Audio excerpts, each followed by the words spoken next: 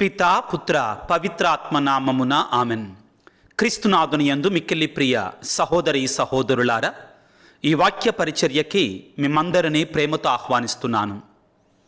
ప్రియులారా, మనందరం కూడా పాస్కాయుక్త కాలములో, తపస్సు కాలములో, క్రీస్తు శ్రమల కాలములో ఉన్నాం. మనలో చాలామంది ఏదో ఒక రోజు, ప్రతిరోజు కాకపోయినా కానీ ఉపవాసం చేసేటువంటి వారు ఉన్నారు. మన యూట్యూబ్ ఛానల్లోనే కాక నాకు వ్యక్తిగతంగా ఒక డజన్ మంది ఫోన్ చేసి, ముఖ్యంగా యువకులు, యంగ్ ఏజ్లో ఉన్నటువంటి వాళ్ళు, ఫాదర్ ఉపవాసం ఎలాగ చేయాలి, ఉపవాసం ఎలా చేస్తే సరి అయినటువంటిది అని నన్ను అడగటం జరిగింది. రెండవది, 2 రోజుల క్రితం కరెంటు పని మీద 2 కుర్రవాళ్ళు వచ్చారు నా దగ్గరికి. ఆ కుర్రవాళ్ళలో ఒక కుర్రవాడు మన క్యాథలిక్ కుర్రవాడు.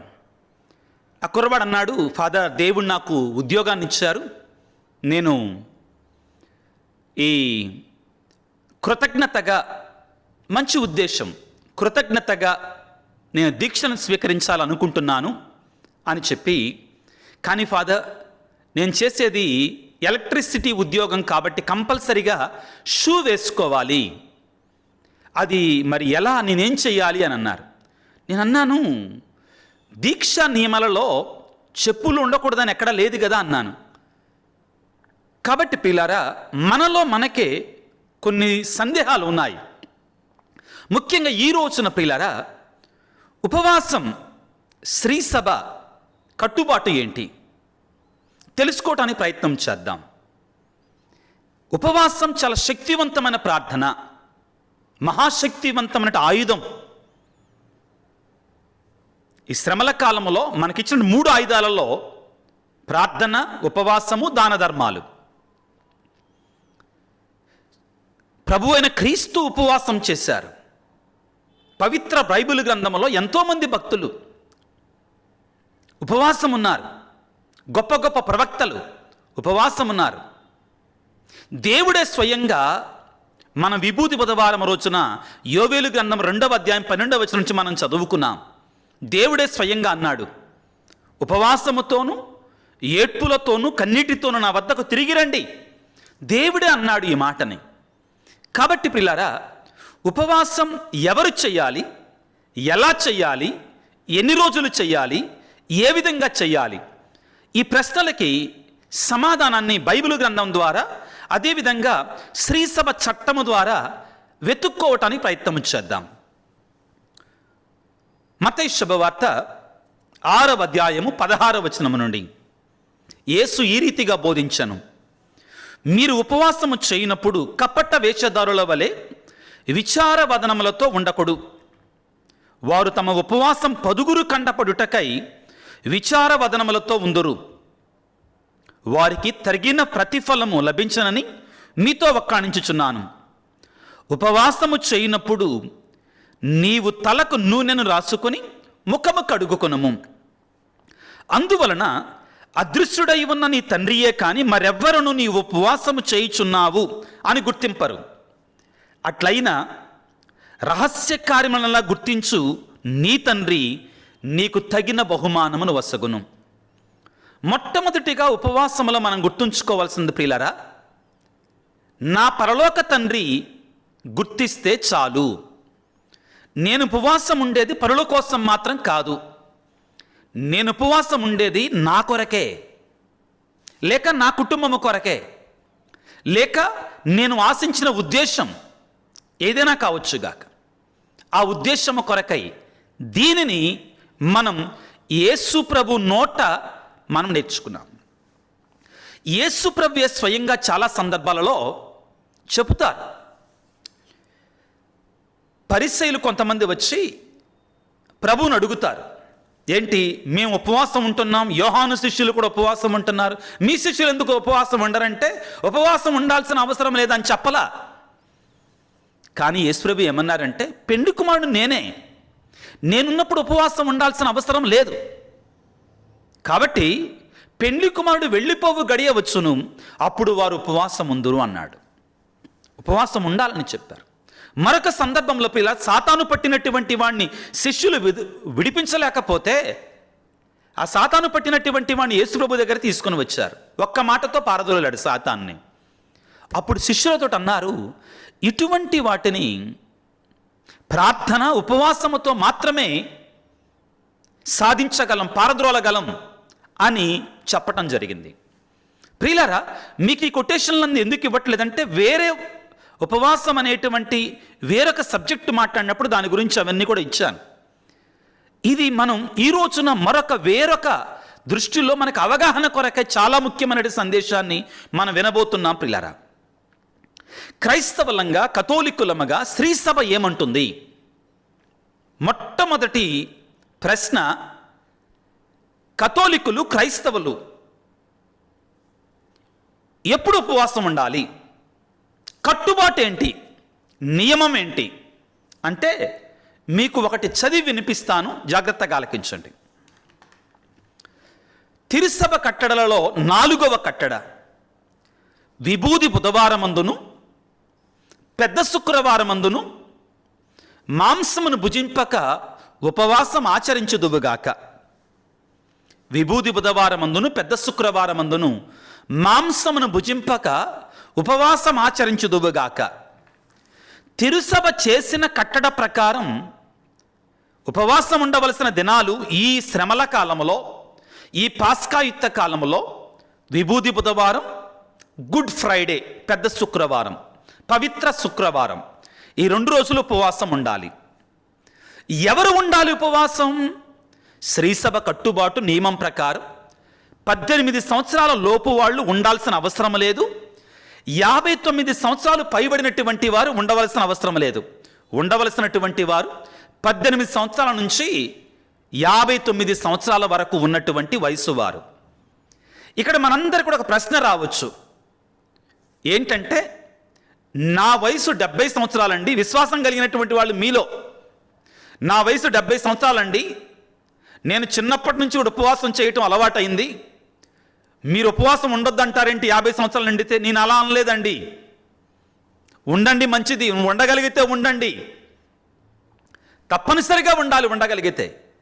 శ్రీసభ మన ముందు ఉంచేది ఏంటంటే ద మినిమం. అన్నిటికంటే ఇదన్నా చెయ్యాలి, అట్లీస్ట్ ఇదన్నా చెయ్యాలి, ఇంత మాత్రమన్నా చెయ్యాలి, ఆ పైన ఎంతన్నా చేయొచ్చు. మీకు అర్థమయ్యే ఉదాహరణ మీకు ఇస్తానండి.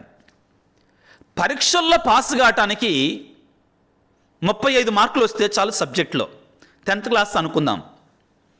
పరీక్షల్లో పాస్ కావటానికి 35 మార్కులు వస్తే చాలు. అయ్యో నాకు 70 మార్కులు వచ్చినాయి, అయ్యో నేను పొరపాటు చేశానే, లేదు చేయలా, ఇంకా మంచిది. 90 మార్కులు వచ్చాయి, అయ్యో నేను మంచి చేస్తున్నావు, you are very good, A++ వస్తున్నాయి, నీకు మంచిది. 99 మార్కులు వచ్చాయి, 100 మార్కులు వచ్చినా మంచిదే. ఉపవాసం, శ్రీసభ కట్టుబాటు కూడా అంతే బిడ్డలారా.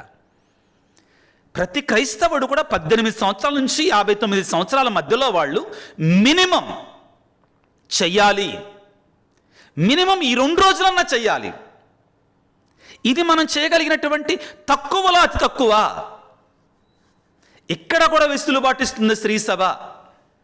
ఏంటంటే, ఒకవేళ ఈ 18 సంవత్సరాల నుంచి 59 సంవత్సరాల మధ్యలో వాళ్ళలో ఎవరైనా కానీ అనారోగ్య కారణాలతో ఉంటే, ఫర్ ఎగ్జాంపుల్ ఈ రోజుల్లో చాలా రోగాలు ఉన్నాయి.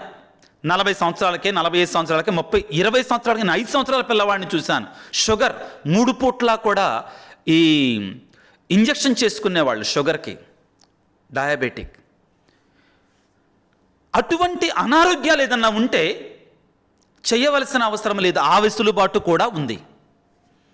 కానీ ప్రియులారా, ఒక పిల్లవాడు, ఒక పాప 15 సంవత్సరాలు, 14 సంవత్సరాలు, 13 సంవత్సరాలు మమ్మీ డాడీతోటి మాట్లాడి, నేను ఉపవాసం ఉంటాను, నేను ఒక్క పొద్దు ఉంటాను అని తల్లిదండ్రి అవగాహనతోటి ఉండడంలో తప్పేం లేదు, ఇంకా మంచిది అది.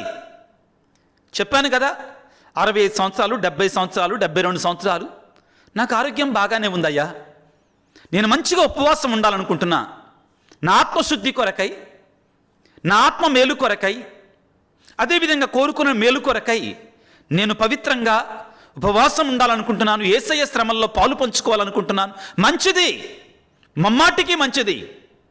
కానీ నేను చెప్పేది పిల్లారా, శ్రీసభ కట్టుబాటు ఏంటి? 18 సంవత్సరాల నుంచి 59 సంవత్సరాలకు ఉండాలి ఈ 2 రోజులు. ఇక్కడ కూడా మీరు ప్రశ్నించవచ్చు. చాలా ప్రశ్నలతోటి నేను సందేహాలు నివృత్తి చేస్తున్నాను పిల్లారా.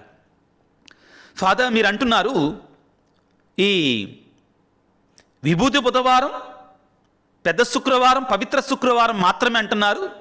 నేను ప్రతి శుక్రవారం ఉంటాను, మంచిది, ఉండాలి ప్రియులారా. మనం 35 మార్కులతోటి సరిపెట్టుకోవద్దు. మనం 35 మార్కులతో సరిపెట్టుకోవద్దు మనం. ఎస్, నేను ప్రతి శుక్రవారం ఉందాం అనుకుంటున్నా, ప్రతి బుధవారం శుక్రవారం ఉందాం అనుకుంటున్నా. ఇంకా కొంతమంది మనలో ప్రియులారా, మనలో కొంతమంది ప్రతిరోజు కూడా ఉండేటువంటి వారు ఉన్నారు, ఉపవాసం ఉండేటువంటి వారు ఉన్నారు.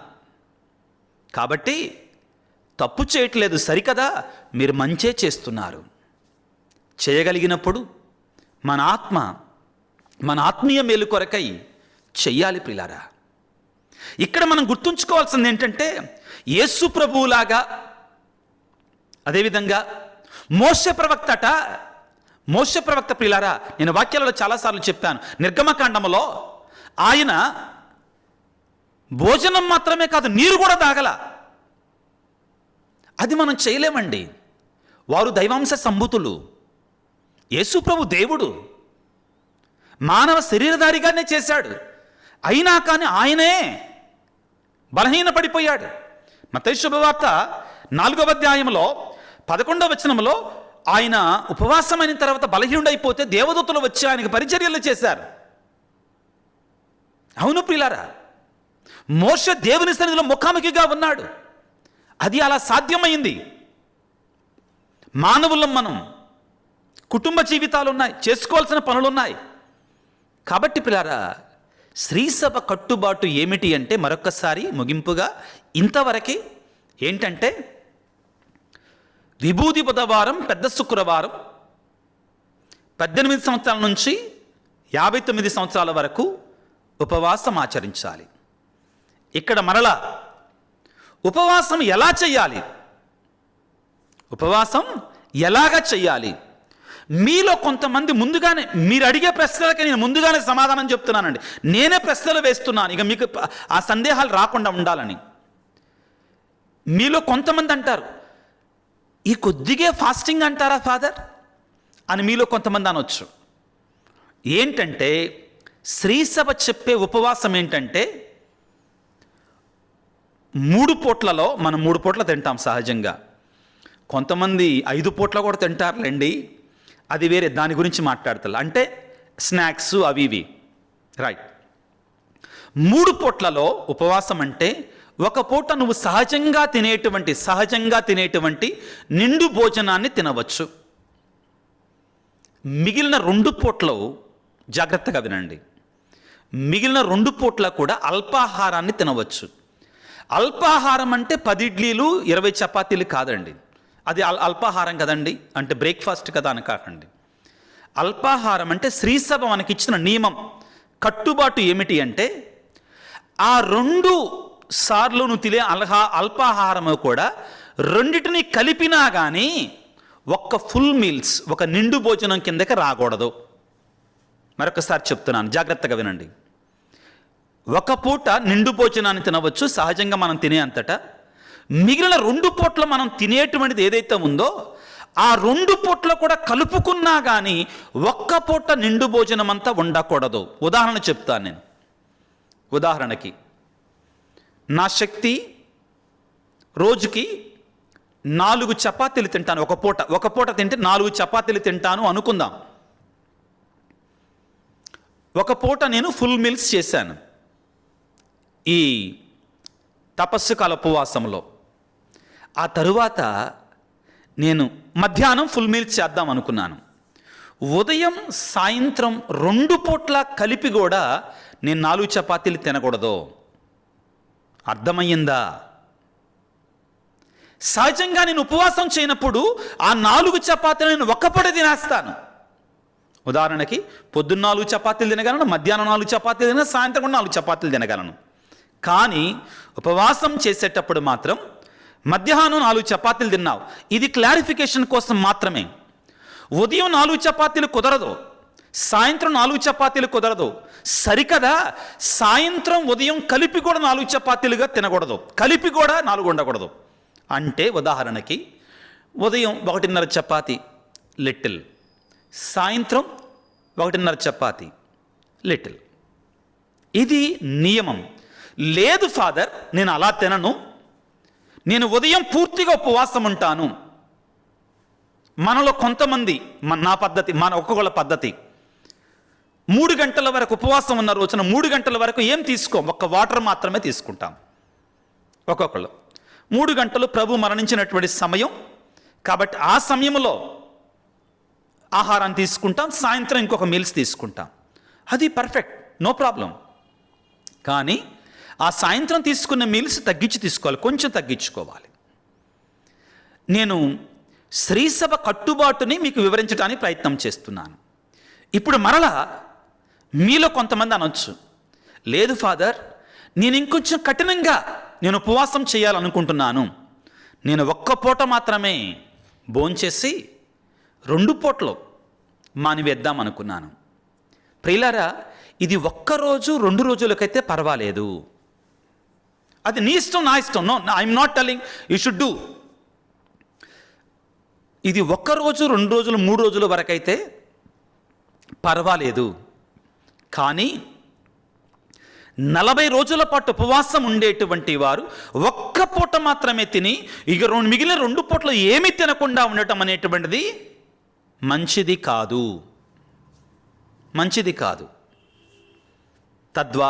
దానికి తోడుగా మీకు అందరికి నేను చెప్తున్నా, 40 దినాల పాటు ఉపవాసం ఉండేటువంటి దీక్షాపరులు, దీక్షను తీసుకోకుండా మనలో కొంతమంది, చాలామంది ఉండేవాళ్ళని నాకు వ్యక్తిగతంగా తెలిసినటువంటి వారు ఉన్నారు.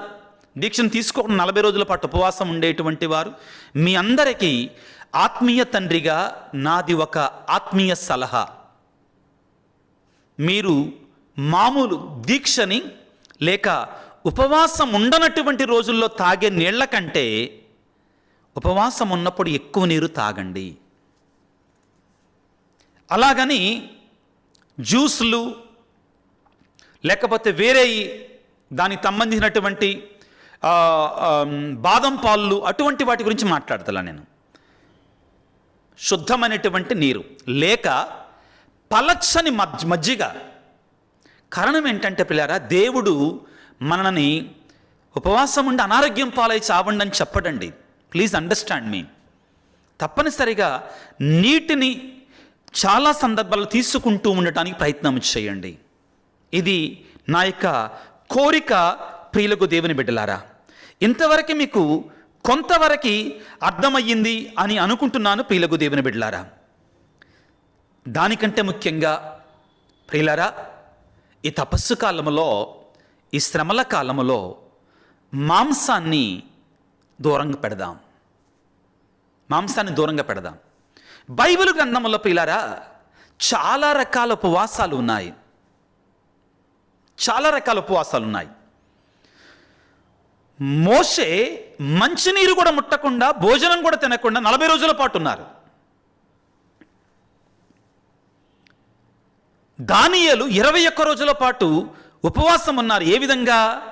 కాయగూరలు, మాంసాన్ని స్వీకరించలా, రుచికరమైన భోజనాన్ని తినలేదు. అదేవిధంగా ద్రాక్ష పానీయము కానీ ఇటువంటివి కానీ ముట్టలేదు.